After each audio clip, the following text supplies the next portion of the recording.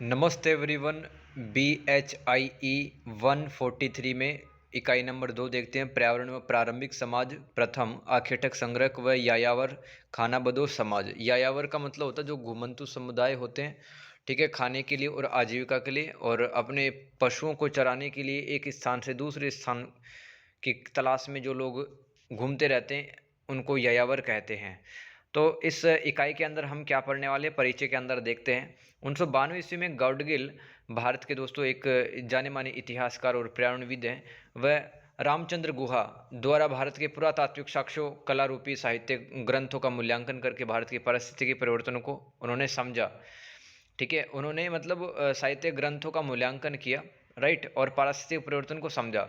भौगोलिक विविधता के कारण भारतीय उपमहाद्वीप में सांस्कृतिक विकास असमान रूप से हुआ है, जैसे कि मध्य पाषाणी, नवपाषाणी, हड़प्पा सभ्यता का सांस्कृतिक विकास। भारतीय उपमहाद्वीप का भौगोलिक आधार पर विभाजन देखें तो हिमालय दोस्तों वो भी 4 भागों में बटा हुआ, ट्रांस हिमालय, वृहद हिमालय, लघु हिमालय और शिवालिक हिमालय, राइट। आगे देखते हैं, इसमें सिंधु गंगा के मैदान। भारत का दोस्तों भौगोलिक विभाजन पढ़ रहे हैं जिसमें हिमालय पढ़ लिया है, हिमालय 4 टाइप का है, और फिर सिंधु गंगा के मैदान। इसमें उत्तर प्रदेश और बिहार वाले इलाके आ जाते हैं। प्रायद्वीपीय भारत में कौन कौन से क्षेत्र आते हैं? विंध्य की पहाड़ियाँ, सतपुड़ा की पहाड़ियाँ, अरावली, छत्तीसगढ़ का मैदान, अन्य उपक्षेत्र और छोटा नागपुर का पठार, ठीक है। तटीय प्रदेश में क्या क्या आता था? गुजरात, आंध्र प्रदेश, गोवा, महाराष्ट्र, केरल, कर्नाटक, पश्चिम बंगाल, उड़ीसा, तमिलनाडु। फिर मरुस्थल में दोस्तों हमारे देश में 2 तरह के मरुस्थल है। एक तो ठंडा मरुस्थल जहाँ जो लद्दाख में है, और एक गर्म मरुस्थल जो कि थार रेगिस्तान के अंदर है। और पूर्वी भाग दोस्तों जहाँ पर नागालैंड, अरुणाचल प्रदेश को मिजोरम, मणिपुर, ये सब राज्य हैं, ठीक है। अब देखो ऐतिहासिक स्रोतों की प्रकृति हम थोड़ा सा पढ़ लेते हैं। इतिहास को दोस्तों अपन 3 भागों में बांटते हैं। प्रागैतिहासिक काल, प्री हिस्टोरिक एज कहते हैं। इसकी जो समय सीमा है वो 25 लाख ईसा पूर्व से लेकर 3000 ईसा पूर्व तक है। आद्य ऐतिहासिक काल, प्रोटो हिस्टोरिक एज इसको कहते हैं, 3000 ईसा पूर्व से लेकर 600 ईसा पूर्व तक है। ऐतिहासिक काल जिसको हिस्टोरिक एज कहते हैं, 600 ईसा पूर्व से लेकर अब तक, ये ऐतिहासिक काल है। प्रागैतिहासिक काल को भी दोस्तों 2 भागों में बांट दिया, पाषाण काल और धातु काल। अब पाषाण काल को फर्दर बांटा गया दोस्तों, कंफ्यूज नहीं होना, वापस से देख लेते हैं। इतिहास 3 भागों में बटा, प्रागैतिहासिक, आद्य ऐतिहासिक और ऐतिहासिक काल। फिर प्रागैतिहासिक है वो 2 भागों में बांट गया, पाषाण काल और धातु काल। पाषाण काल भी दोस्तों आगे बढ़ जाता है, पूरा पाषाण काल, मध्य पाषाण युग और नव पाषाण युग। धातु युग दोस्तों ताम्र युग, कांस्य युग और लोह युग में बट जाता है। यहाँ पर आप समय सीमा भी इनकी याद कर सकते हैं। पाषाण काल में दोस्तों देखिए, पाषाण काल में पूरा पाषाण काल है, मध्य पाषाण और नव पाषाण। अब देखो पूरा पाषाण काल है, इसको भी आगे बांट दिया, आरंभिक, निम्न पाषाण युग, मध्य पाषाण युग और उच्च पाषाण युग, ठीक है। ये आपको ध्यान रखना डियर। आद्य ऐतिहासिक काल इसको हड़प्पा सभ्यता और वैदिक काल के अंदर बांट दिया गया, आद्य ऐतिहासिक काल को। और ऐतिहासिक काल को दोस्तों मतलब मध्यकालीन इतिहास, आधुनिक इतिहास और प्राचीन इतिहास, ये ऐतिहासिक काल को भी बांट दिया गया। तो सब याद रखना, आपको कैटेगराइजेशन याद रहना चाहिए। वर्गीकरण, प्रागैतिहासिक काल क्या है? पुरातात्विक अवशेष मिले लेकिन इनका कोई लिखित स्रोत नहीं मिला है। आद्य ऐतिहासिक काल, पुरातात्विक अवशेष भी मिले हैं, लिखित स्रोत भी हैं, लेकिन इनकी लिपि नहीं पढ़ी जा सकती, जैसे कि हड़प्पा सभ्यता की लिपि नहीं पढ़ी जा सकी है अभी तक। ऐतिहासिक काल, पुरातात्विक अवशेष भी मिले हैं, लिखित स्रोत भी मिले हैं और उन स्रोतों को पढ़ा जा चुका है। प्रागैतिहासिक काल के बारे में निम्न विद्वानों ने अध्ययन किया है, जैसे कि डेनियल विल्सन, चार्ल्स डार्विन और सर जॉन लोगवॉक। प्रागैतिहासिक काल को समझने हेतु पत्थर के औजारों, पशु अवशेषों, जैव अवशेषों, मानव जीवाश्म का अध्ययन किया गया। सेनोजोइक एरा दोस्तों एक धरती का एक जैव भौगोलिक युग है। सेनोजोइक एरा का क्वाटरनरी पीरियड काफ़ी महत्वपूर्ण है, चूंकि इसके हिस्से प्लेस्टोसीन व होलोसीन मानव विकास के लिए अत्यंत महत्वपूर्ण है। सेनोजोइक एरा के निम्नलिखित पुरातात्विक कलाकृतियाँ मानव के जीवन पर प्रकाश डालती है, जैसे कि पत्थर के औजार, मिट्टी के बर्तन, गुफा चित्र, सिक्के, अभिलेख, मुद्राएं, वस्त्र व मानव अवशेष। नॉन पोर्टेबल आर्टिफैक्ट फीचर्स किसको कहते हैं? देखो ऐसी संरचनाएं तो मानव विकास की कहानी को समझने में मदद करती हैं। नॉन पोर्टेबल आर्टिफैक्ट्स, ठीक है, एनपीए कहते हैं इनको। तो ऐसी संरचनाएं जो मानव विकास की कहानी को समझने में मदद करती हैं। इस समय मानव ने पर्यावरण से अंतःक्रिया करनी प्रारंभ की तथा उसके शिकार के जो औजार थे उनमें भी सांस्कृतिक परिवर्तन आया। मतलब समय के साथ में थोड़ा मतलब उनमें परिवर्तन आया और वो धारदार होते चले गए। प्लीस्टोसीन समय में आधुनिक मानव का जीवन आया, ये आपको ध्यान रखना है। समय के साथ पत्थरों की चमक तथा धार में परिवर्तन आया। निम्न पुरापाषाण युग था, उसमें मानव का मुख्य कार्य शिकार करना था। मध्य पुरापाषाण काल में शिकार प्लस संग्रह हो गया। उच्च पुरापाषाण काल में आरंभिक कृषि की शुरुआत मानी जाती है। वर्तमान में भी ऐसे स्थल हैं जो कि अनछुए हैं तथा उनका खनन कर आरंभिक आखेटक संग्रह मानव समाज के समाज संस्कृति पर्यावरण को समझा जा सकता है। आठक आखेटक संग्राहक समाज के जो औजार थे वो देख लेते हैं। हस्त कुठार दोस्तों इस तरह का दिखता था। हैंड एक्स मतलब ऊपर से थोड़ा पकड़ सकते हैं। खुरचनी मतलब जो जानवर था उसके जो मतलब हड्डियाँ वगैरह उनको कुरेचने के लिए ये खुरचनी इस्तेमाल की जाती थी। और ब्लेड, ठीक है, देख लें। फ्लैक, विदारणी, इस तरह के होते थे। ये पूरा पाषाण काल के औजार थे। ब्लेड, फ्लेक, विदारणी, खुरचनी और हस्त कुठारिया, हैंड एक्स, ठीक है।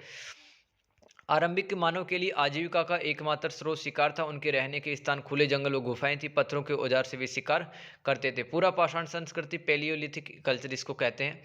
पैलियोलिथिक शब्द का सबसे पहली बार प्रयोग जॉन तब्बाक द्वारा 1885 ईस्वी में किया गया था। सॉरी, ये लब्बाक है, जॉन लब्बाक द्वारा 1885 ईस्वी में किया गया था पुरापाषाण शब्द या पैलियोलिथिक शब्द का प्रयोग। पुरापाषाण काल की विशेषताएं पढ़ लेते हैं दोस्तों। मानव पूरी तरह से पर्यावरण पर निर्भर था। शिकार हेतु सरल उपकरण प्रयोग में लाता था। पुरुष शिकार करता था तथा महिला संग्रह का काम करती थी। मानव पत्थरों के औजार निम्न प्रकार के पत्थरों से बनाता था, जैसे कि बलुआ पत्थर, क्वार्टजाइट पत्थर और सेल्स पत्थर। ये अवसादी चट्टानों के पत्थर होते हैं, सेल्स पत्थर, ठीक है। भारतीय उपमहाद्वीप में निम्न स्थानों पर पुरापाषाण के काल के औजार मिले हैं, जैसे कि अतिरमपक्कम व गुडियम की गुफाएं तमिलनाडु के अंदर है। गुंडला ब्रह्मनेश्वरम जो कि कुर्नूल जिला आंध्र प्रदेश में, पेनार घाटी तमिलनाडु में, नर्मदा नदी मध्य प्रदेश में, नेवासा नदी घाटी ये गोदावरी महाराष्ट्र में दोस्तों, सोहन घाटी ये पाकिस्तान में है। ये स्थान कौन से हैं जहाँ पर पुरापाषाण काल के औजार मिले हैं? पुरापाषाण संस्कृति दोस्तों तीन भागों में बांटी जाती है। निम्न पुरापाषाण, मध्य पुरापाषाण और उच्च पुरापाषाण संस्कृति। तो ये निम्न पुरापाषाण संस्कृति 25 लाख ईसा पूर्व से लेकर 50,000 ईसा पूर्व के बीच में रही है। इलेक्ट्रॉन स्पिन रेजोनेंस विधि की सहायता से दोस्तों नदियों के किनारे मिले औजारों के समय को ज्ञात किया गया और उन औजारों को बताया गया कि ये निम्न पुरापाषाण संस्कृति के हैं। अधिकांश मानव पश्चिमी यूरोप व अफ्रीका में निवास करते थे इस टाइम पर। होमो इरेक्टस ये दोस्तों अफ्रीका में रहने वाली आरंभिक मानव प्रजाति थी। इसने एस्यूरियन तकनीक के द्वारा पत्थर के निम्न औजार बनाए, जैसे कि हस्त कुठार, विदारणी, खुरचनियाँ। इस समय मानव के आजीविका के तरीके शिकार था, अवशेष था। अवशेष मतलब स्कैवेंजिंग, यानी कि मरे हुए जानवरों का जो मांस होता है वो कुरेच के खाता था, ठीक है। ये अवशेष जीविता या स्कैवेंजिंग कहलाती है। पौधों का संग्रहण, इस तरह से इंसान जीता था। कर्नाटक, इस्लामाबाद, झेलम नदी को जम्मू में पेबल फ्लेक औजारों की प्राप्ति हुई है। भारतीय उपमहाद्वीप में पत्थर के औजार दो तरह से बनाए गए हैं। एक तो सोहनियन तकनीक के द्वारा, एक एस्यूलियन तकनीक के द्वारा। सोहनियन तकनीक के द्वारा दोस्तों चॉपर, कोर, फ्लेक आदि हथियार बनाए गए और एस्यूलियन तकनीक के द्वारा खुरचनी, विदारणी और हस्तकुठार बनाए गए। मध्य पुरापाषाण संस्कृति समझ लेते हैं। सावधान प्रक्रिया के अवशेष हमें निम्न पुरापाषाण से मिले हैं, ठीक है। देखो ये पॉइंट है ना, मैंने लिखा ही नहीं था निम्न पुरापाषाण संस्कृति के अंदर, ठीक है। तो आप इस वाली हेडिंग में ये वाला पॉइंट लिख लेना। सावधान प्रक्रिया यानी कि शव को दफनाने की जो प्रक्रिया है उसके अवशेष हमें निम्न पुरापाषाण संस्कृति से मिले हैं। मध्य पुरापाषाण संस्कृति पढ़ लेते हैं। जैसे कि इसमें आग का आविष्कार हुआ। इस काल में मानव ने पहले की तुलना में श्रेष्ठ हथियार व औजार बनाए। दोस्तों जैसे कि ये दो पॉइंट है ना, ये समाधान प्रक्रिया की अवशेष, ये दोस्तों निम्न पुरापाषाण संस्कृति के में लिखना है आपको और एग्जाम्पल भी लिख देना उसमें। हथनोरा ये मध्य प्रदेश का एक स्थान है, यहाँ से मानव खोपड़ी मिली है। तो ये समाधान प्रक्रिया वाला पॉइंट है, निम्न पुरापाषाण संस्कृति में लिखना आपको, ध्यान रखना। ये मध्य पुरापाषाण संस्कृति के पॉइंट यहाँ से स्टार्ट होते हैं। इसमें आग का आविष्कार किया गया। इस काल में मानव ने पहले की तुलना में श्रेष्ठ हथियार व औजार बनाए। जैसे कि दोस्तों पॉइंट्स टूल कुछ इस तरह का होता था, उन्नत फ्लैक्स और बोरेस टूल, ठीक है, लकड़ी को हड्डियों में छेद करने हेतु इस बोरेस टूल का प्रयोग किया जाता था। और उन्नत हैंड एक्स भी बनाई। ये मध्य पूर्व पाषाण संस्कृति के औजार थे। इस काल के अंदर दो तकनीकों की सहायता से पत्थरों के औजार बनाए गए, एक तो लेवाल्वा तकनीक और डिस्क कोर तकनीक। इसी काल में मानव ने आग का आविष्कार भी कर लिया था, मध्य पूर्व पाषाण काल में, ठीक है, याद करना है, आग का आविष्कार कर लिया था इंसान ने। फिर उच्च पूर्व पाषाण काल संस्कृति देख लेते हैं, इसकी क्या क्या विशेषताएं हैं। ब्लेड टूल्स का इस्तेमाल किया गया, मछली पकड़े जाने लगी, बस्तियों का निर्माण किया गया, गुफाओं में अद्भुत चित्रकारी इस समय में हुई। फिर मध्य पाषाण संस्कृति पढ़ लेते हैं दोस्तों। यह काल पूरा पाषाण व नव पाषाण के बीच का काल है। विशेषता क्या क्या है? गर्म मौसम की शुरुआत हो गई, समुद्री जल स्तर में वृद्धि हो गई, औजारों में विविधीकरण आया। इन औजारों को सूक्ष्म पाषाण औजार या माइक्रोलिथ टूल्स भी कहते हैं। जैसे कि दोस्तों कोर इस तरह से बनाया गया ये हथियार है, ठीक है, मध्य पाषाण संस्कृति में बनाए गए हथियार हैं ये, कोर, ब्लेड और चीजल, ठीक है। त्रिभुजाकार मतलब औजार होते थे इनके, और डैगर इस तरह का दिखता था, कुछ पॉइंट्स इस तरह के दिखते थे, और चाकू लुनेट देखो अर्धचंद्राकार इसकी आकृति है दोस्तों। ये भी एक औजार है जिसको जानवरों को मारने में, उनका मांस निकालने में काम आता था। और सुआ मतलब एक मतलब नुकीला सा एक पत्थर होता था, ऑल्स इसको इंग्लिश में कहते हैं। फिर आगे चलते हैं। आहार में विविधता आने से जनसंख्या बढ़ी, नदियों के किनारे अब इंसान ज़्यादा रहने लगे, मानव बदलती जलवायु के प्रति अनुकूलित होने लगा, दुनिया के अनेक स्थानों पर अब सभ्यताओं का विकास होने लगा। नोट लगा के पॉइंट लिखना है। 35,000 ईसा पूर्व में भारत में सूक्ष्म पाषाण औजारों का निर्माण पूर्व से दक्षिण तक होने लगा। इस काल में अनेक कब्रें बनाई गई, शैल चित्रकला का विकास हुआ, जैसे कि दोस्तों भीमबेटका गुफाएं जो कि रायसेन मध्य प्रदेश में है। सामूहिक चित्र हमें इस गुफा में मिलते हैं। इससे हमें उस समय के मानव के सामाजिक बंधन मजबूत होने का पता चलता है। जैसे कि भीमबेटका की गुफाएं हैं दोस्तों, इसके अंदर क्या क्या मिलेगा? नृत्य करते हुए चित्र हैं, सींग वाला सुअर और शिकार के चित्र है कुछ।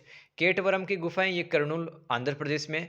मध्य पाषाण संस्कृति के स्थल देख लेते हैं। पश्चिमी राजस्थान, उत्तरी गुजरात, मध्य भारत। फिर उड़ीसा, छोटा नागपुर का पठार, दक्कन का पठार, मुंबई तट, तेलंगाना का पठार, पूर्वी घाट। निम्न क्षेत्रों में सघन आबादी रहने लगी, जैसे कि गंगा घाटी, दामोदर घाटी, केरल व दक्षिणी तमिलनाडु के तटीय क्षेत्र। मध्य पाषाण काल जब चल रहा था तब कुछ स्थानों पर ताम्र पाषाण संस्कृति चल रही थी, जैसे बागोर जो कि उदयपुर राजस्थान में स्थित है, ठीक है।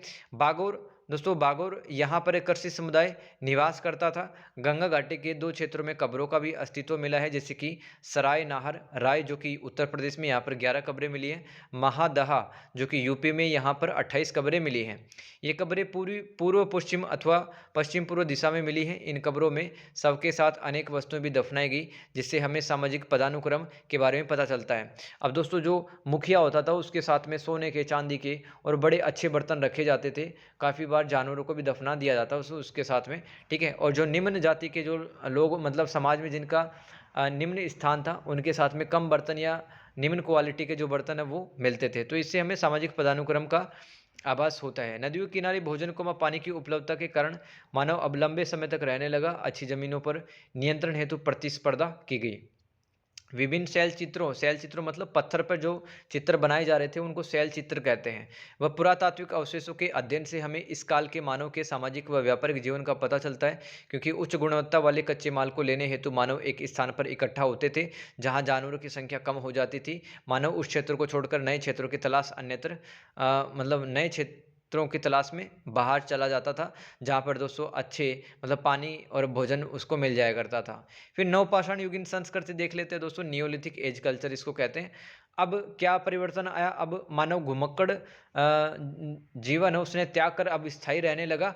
अब मानव ने जानवरों को पालतू बनाना शुरू कर दिया, जैसे मवेशी, भेड़, बकरी तथा पेड़ पौधों को भी उसने पालतू बनाया। अब मानव आखिर संग्राहक जीवन शैली को त्याग कर कृषि समुदाय आधारित जीवन शैली में जीने लगा, और कुछ फसलें भी उसने उगाई, जैसे कि चावल, गेहूं, कपास, जौ, रागी। अब पत्थर के औजार पॉलिशदार व चमकदार बनाए गए, जैसे कि हस्त कुठार, चीजल और स्टोन सेल्ट।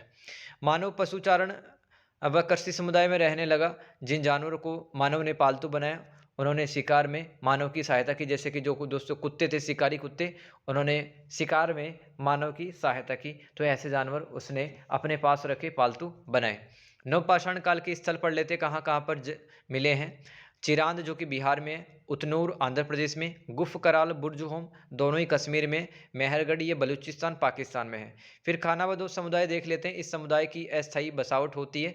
लोग आजीविका हेतु सघन रूप से कृषि नहीं करते हैं। ये लोग जीवन यापन पशुचारण तथा खाने हेतु एक स्थान से दूसरे स्थान पर घूमते रहते हैं। पशुचारण इनकी मुख्य गतिविधि होती है, क्योंकि ये भोजन की आपूर्ति हेतु पशुओं पर निर्भर होते हैं। ये 4-5 परिवारों के समूह में रहते हैं। चारागाह की तलाश में ये मौसमी प्रवास भी करते हैं। ठीक है, सर्दियों के समय ये घाटियों व जंगल के पास भी रहते हैं। वे जानवर जो अहिंसक आकर्षक थे, मानव ने उनको पालतू बनाकर उनसे खाल, मांस, दूध, चमड़े की प्राप्ति की, जैसे कि गाय, भैंस, बकरी, भेड़, है ना, ये सब उनको अहिंसक आकर्षक लगे तो इंसानों ने अपने साथ में रखना शुरू कर दिया। दुधारू पशुओं को चराने हेतु घास के मैदान तलाशे गए। श्रेष्ठ घास के मैदानों पर प्रभुत्व जमाने हेतु प्रादेशिक स्वामित्व की अवधारणा विकसित हुई। यानी कि दोस्तों अब संघर्ष भी देखने के लिए मिलता है कि किसके पास में सर्वश्रेष्ठ घास के मैदान होंगे। ये समुदाय अपने आसपास की भूमि व जल संसाधनों पर निर्भर थे, लेकिन इन्होंने जमीन व जल संसाधनों पर कभी नियंत्रण करने की कोशिश नहीं की।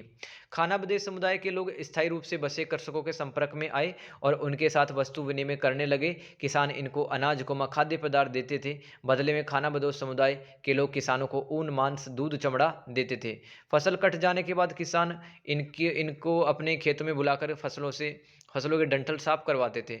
जो खाना बदोश समुदाय था दोस्तों, किसानों के साथ में लगातार संपर्क में रहते थे। किसान इनको मतलब खेत में काम करने के बदले अनाज, खाद्य पदार्थ वगैरह देते रहते थे।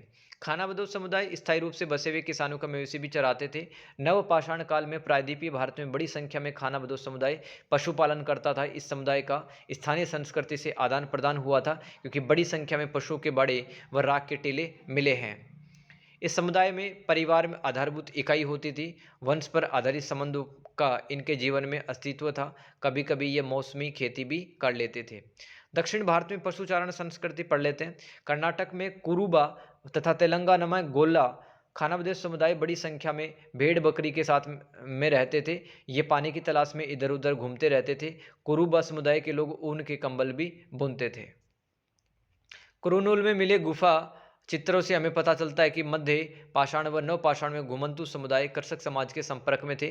निष्कर्ष हम लिख सकते हैं कि शिकार संग्रहण जीवन से कृषक जीवन के संक्रमण काल के दौरान मानव ने जानवरों व पौधों को पालतू बनाया। मानव ने अब जंगली किस्म के पौधे छोड़कर अब विशिष्ट किस्म के पौधे उगाकर स्थायी कृषि को जन्म दिया। इससे सामाजिक संरचना में बदलाव आया। पशुओं के पालतूकरण व कृषक समाज का पहला साक्ष्य मेहरगढ़, जो कि आज बलूचिस्तान पाकिस्तान में है। बलूचिस्तान एक राज्य का नाम है जो कि पाकिस्तान में पड़ता है। वहाँ पर एक जगह जगह मेहरगढ़। तो यहाँ से दोस्तों पहली बार मतलब साक्ष्य मिला है कि मतलब इंसान ने पालतू बनाए जानवरों को, और कृषक समाज का मतलब सबूत मिला है। इन समाजों के साथ शहरीकरण का भी उदय हुआ। नवपाषाण काल तक मानव पर्यावरण पर पूरी तरह से निर्भर था, लेकिन वर्तमान समय में यह प्रकृति प्रक्रिया को प्रभावित कर रहा था। अब देखो धीरे धीरे वो जंगलों को थोड़ा साफ करने लगा, ठीक है, और वहाँ पर स्थायी खेती करने लग गया। इसलिए मानव अब पर्यावरण और प्रकृति को प्रभावित करने की क्षमता बढ़ा रहा था। समय के साथ पत्थरों के औजारों में परिवर्तन आए, साथ ही सांस्कृतिक बदलाव भी देखे गए। स्थायी बस्तियों के साथ मिट्टी के बर्तन भी अस्तित्व में आए। लोहे के आगमन से जंगलों को साफ कर मैदान बनाए गए एवं विस्तृत भाग पर खेती की जाने लगी। तो दोस्तों इस तरह से आपका जो यूनिट नंबर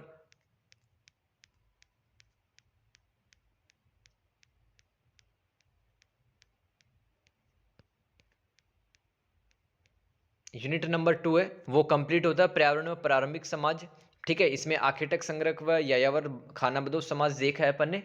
तो आप इस वीडियो को बार बार देखें, नोट्स बनाएं। मिलते हैं चैप्टर नंबर 3 में, तब तक के लिए God bless you, take care.